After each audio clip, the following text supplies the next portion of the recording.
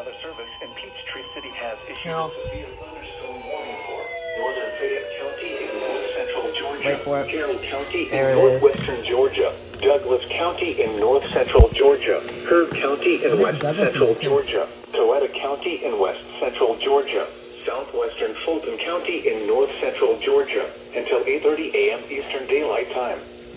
It's 7:49 a.m. Eastern Daylight Time. Severe thunderstorms were located along the line extending from near Douglasville to near Carrollton to Corinth, moving southeast at 40 miles per hour. Hazard, 60 miles per hour wind gusts and penny-sized hail.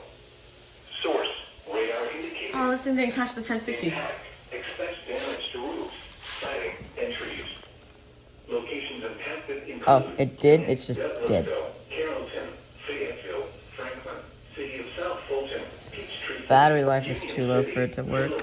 Fairburn, Tyrone, Palmetto, Grantsville, Bowdoin, Mount Zion, Whitesburg, Ephesus, Centralhatchee, Moreland, and Sharpsburg.